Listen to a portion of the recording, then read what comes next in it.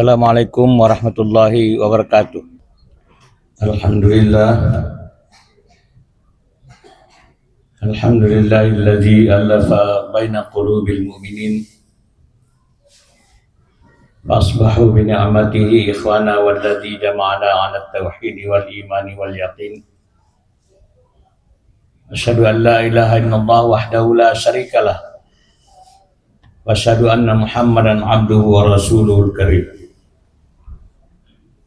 Allahumma salli wa sallim ala sayyidina Muhammad wa ala alihi wa sahbihi ajma'in. Amma ba'du fa ya ayyuhan nas usikum wa iyaya bittaqwallahi faqad fazal muttaqun. Ya ayyuhalladzina amanu taqullaha haqqa tuqatih wa la tamutunna illa wa antum muslimun. Wa qala Allah ta'ala fi kitabihil karim. A'udzu billahi minasyaitonir rajim. Bismillahirrahmanirrahim. Man 'amila shalihan min dzakarin aw untha wa huwa mu'min falanuhyiyannahu hayatan thayyibah wa lanajziyannahum ajrahum bi ahsani ma kanu ya'malun. Bi ahsani ma kanu yaf'alun. Sadaqallahu azim. Ma'asyiral muslimin sidang jamaah Jumat rahimakumullah. Pertama sekali marilah kita senantiasa bersyukur kepada Allah Subhanahu wa taala. Allah telah menjadikan dunia ini sebagai ladang amal bagi kita dan akhirat tempat kembali kita yang kekal. Salawat dan salam kita sampaikan pula pada junjungan kita Nabi besar Muhammad sallallahu alaihi wasallam, Rasul pilihan Allah Subhanahu wa taala yang telah menyampaikan ajaran Islam yang mulia sehingga sampai pada kita pada hari ini.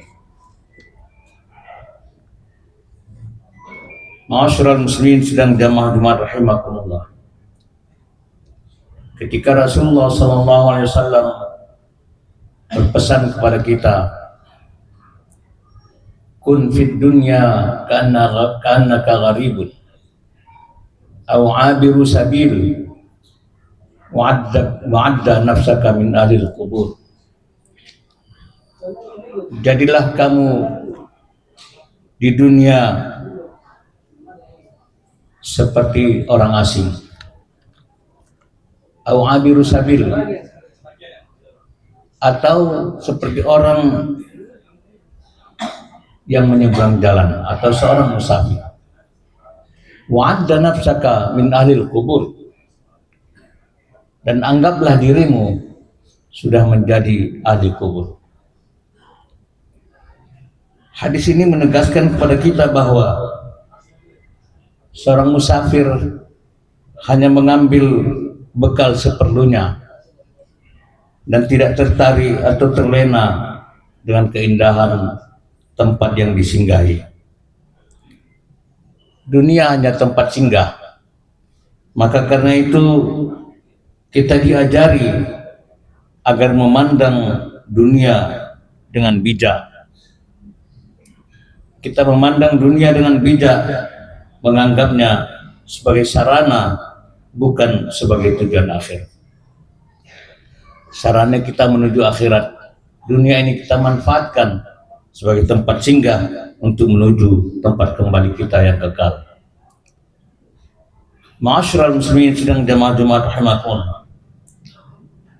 Karena itulah Al-Quran memberikan panduan agar hidup di dunia tetap bernilai dan tidak sia-sia. Allah Subhanahu wa taala berfirman dalam Al-Quran surah An-Nahl ayat 191. A'udzu billahi minasyaitonir rajim. Bismillahirrahmanirrahim. Man 'amila shalihan min dzakarin aw unsa wa huwa mu'min. Siapa yang mengerjakan perbuatan-perbuatan baik, karya-karya saleh, apakah dia laki-laki atau perempuan, wa huwa mu'min, dan dia beriman, falanuhyiyannahu hayatan thayyibah. Maka kami berikan kepadanya, kata Allah, kehidupan yang baik. Walanajziyannahum ajrahum bi ahsani ma kanu ya'malun. Dan kami balas apa yang mereka lakukan dengan balasan yang lebih baik daripada yang mereka kerjakan. Ma'asyiral muslimin sidang jamaah Jumat rahimakumullah. Ayat ini menegaskan kepada kita bahwa hayatan thayyibah itu, atau kehidupan yang baik yang penuh dengan ketentraman, tidak ditentukan oleh harta yang berlimpah, pangkat yang tinggi, kedudukan yang tinggi, melainkan oleh iman, amal saleh, keberkahan rezeki yang halal, dan ketenangan hati. Pada ayat yang lain Allah Subhanahu wa taala berfirman, wabtaghi fima atakallahu daral akhirah wa la tansa nasibaka minad dunya wa ahsin kama ahsanallahu ilaik.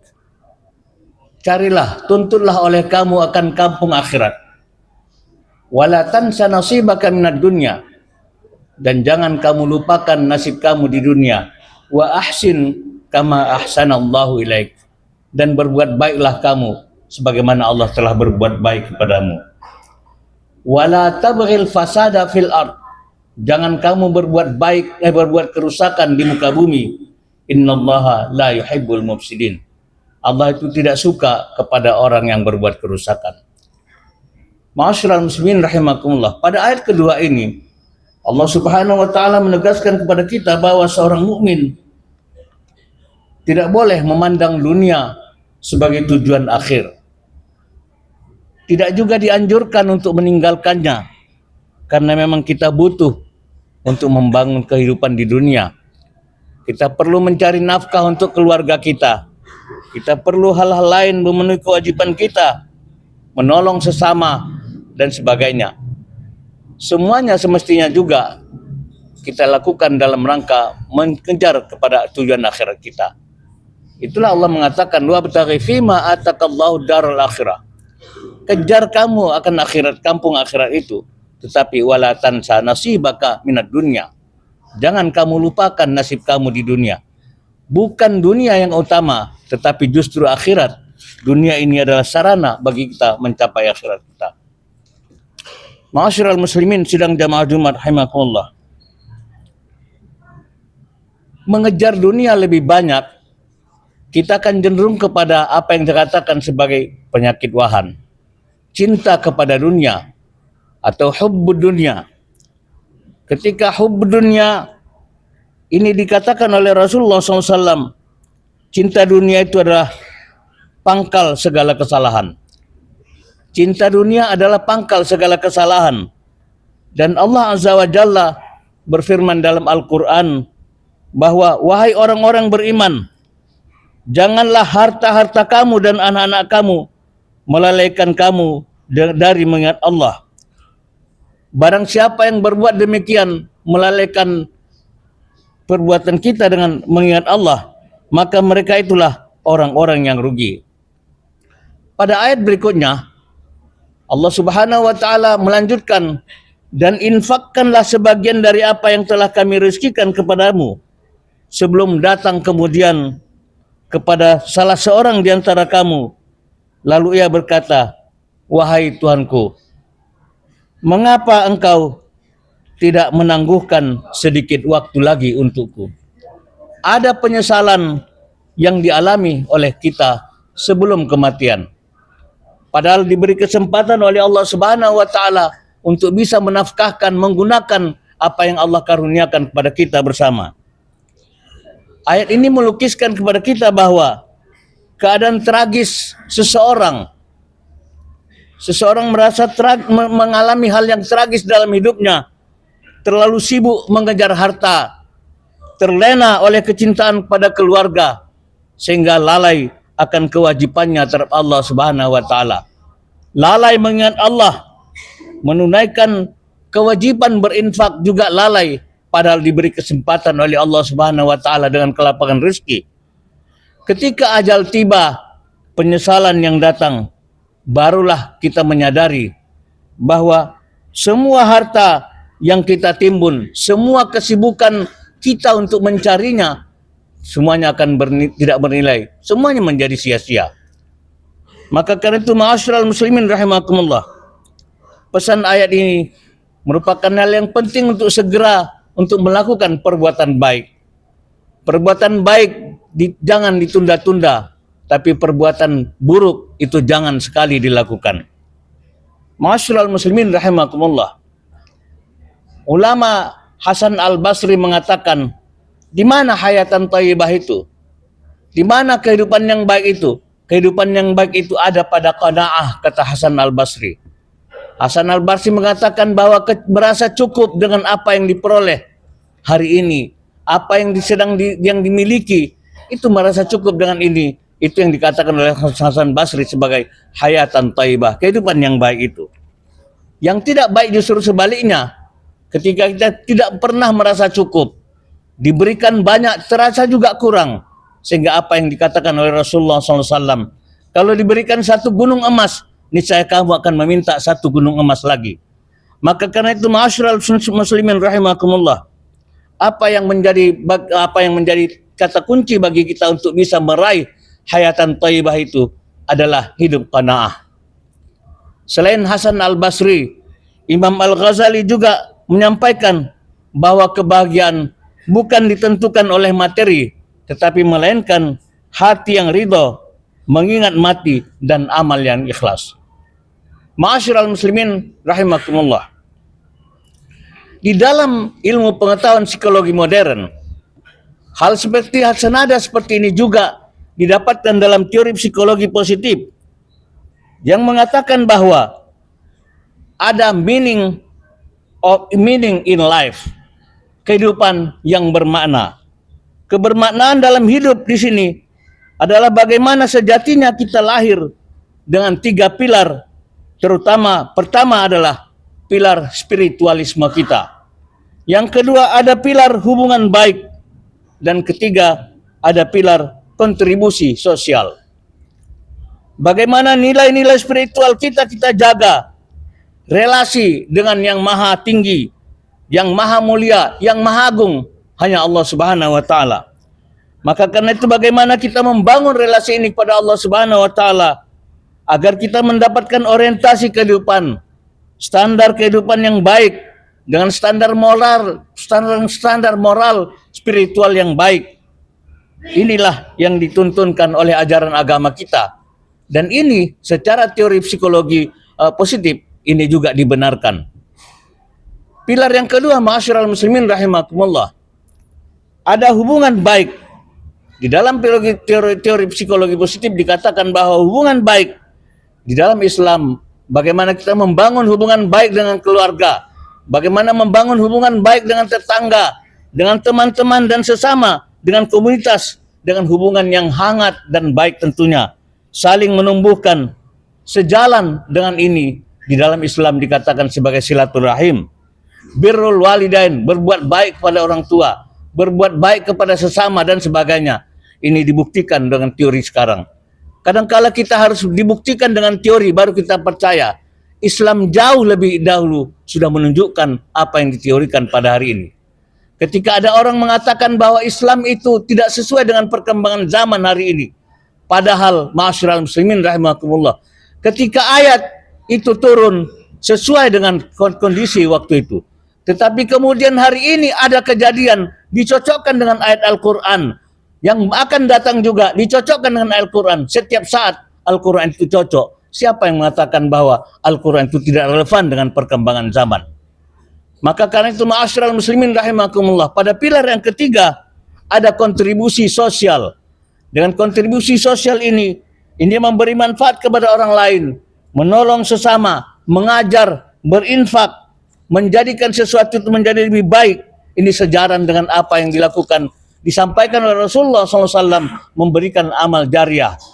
Seorang anak Adam yang mati akan meninggalkan semua amal ibadahnya, tetapi illa min salasin, kecuali dengan 3 hal: sedekatun jariyah, au ilmun yuntafa'u bih, aw waladun salih yad'ulah.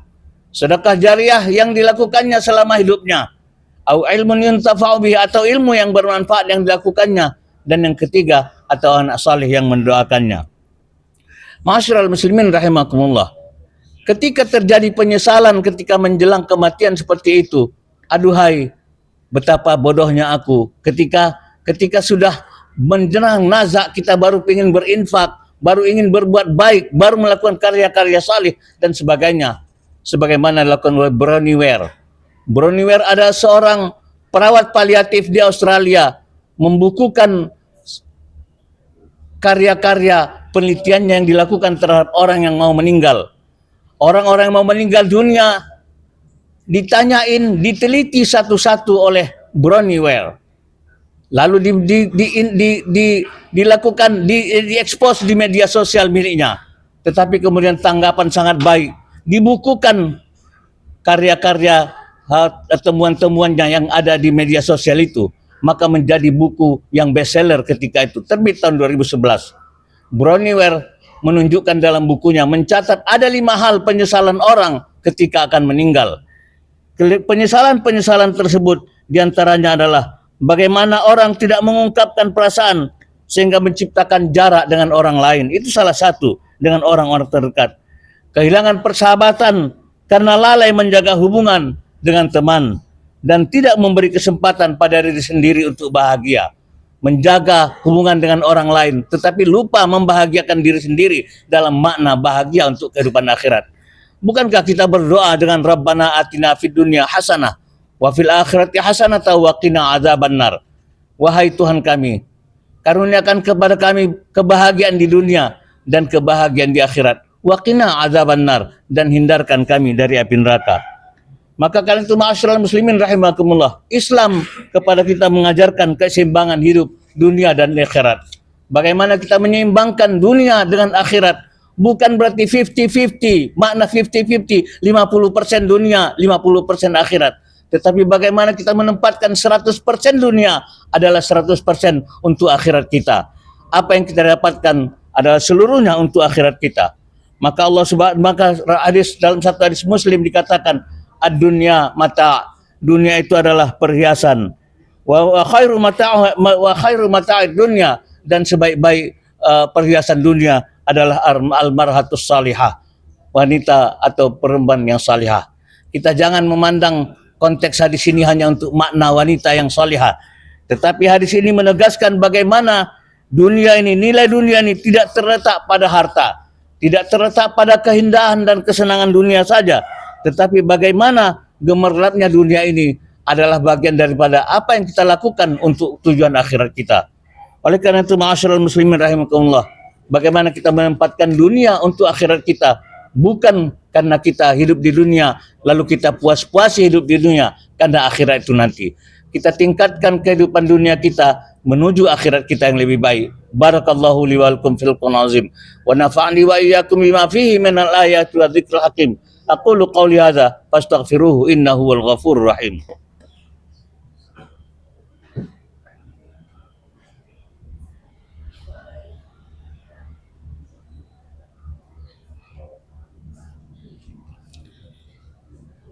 Alhamdulillahilladzi amarna bittaqwa. Asyhadu an la ilaha illallah wahdahu la syarikalah, alladzi nahana 'an ittiba'il hawa. Wasyhadu anna Muhammadan abduhu wa rasuluh alladzi la yantiqu 'anil hawa. Allahumma shalli wa sallim ala sayyidina Muhammad wa ala alihi wa sahbihi alladzina nalul martabatal ulya wal manzilatal quswa. Amma ba'du, fa ya ibadallah, ittaqullaha wa ati'uhu fa inna ta'atahu aqamu aqwa wa tazawwadu fa inna khairaz zadi taqwa wahdharu asbabas saqtil jabbar fa inna jasamakum 'alan nari la taqwa wa tubu ila Allahi taubatan nasuha. Wa'malu li akhiratikum wa khudhur minad dunya nasibakum tatanalu izzata wa falaha. Wa aksiru minas salati wassalamu ala asyrafil mursalina masa wa sabaha. Faqad qala ta'ala innallaha wa malaikatahu yusalluna 'alan nabi. Ya ayyuhalladzina amanu sallu 'alaihi wa sallimu taslima. Allahumma salli wa sallim ala sayyidina Muhammad wa ala ali Muhammad kama sallaita wa sallamta barakta ala Ibrahim wa ala ali Ibrahim fil alamin innaka Hamidum Majid. Wardallahumma 'anil khulafa'ir rasyidin Abi Bakr wa Umar wa Utsman wa Ali wa anit tabi'ana wa tabi'ana wa man tabi'ahum bi ihsanin ila yaumiddin. Allahumma ighfir lana walil muslimina wal muslimat wal mu'minina wal mu'minat al ahya'i minhum wal amwat innaka ya maulana sami'un qaribun mujibud da'wat. Amin ya Allah ya qadiyal hajat. Rabbana zalamna anfusana wa illam taghfir lana wa tarhamna lanakunanna minal khasirin. Rabbana ighfir lana wa li ikhwanina alladhina sabaquna bil iman wa la taj'al fi qulubina ghillan lil ladzina amanu rabbana innaka ra'ufur rahim. Allahumma aslih lana dinana alladhi huwa ismatu amrina wa aslih lana dunyana allati fiha ma'asuna wa aslih lana akhiratana allati ilaiha ma'aduna. Allahumma ja'alil hayatana ziyaratan lana fi kulli khair wa ja'alil mauta rahatan lana min kulli syarr. Rabbana atina fid dunya hasanah wa fil akhirati hasanatan wa qina adzabannar. Ibadallah, innallaha ya'muru bil 'adli wal ihsan wa ita'i dzil qurba wa yanha 'anil fahsya'i wal munkari wal baghi ya'idzukum la'allakum tadhakkarun. Fadhkurullahal 'azim yadhkurkum washkuruhu 'ala ni'amihi yazidkum wa la dzikrullahi akbar. Aqimus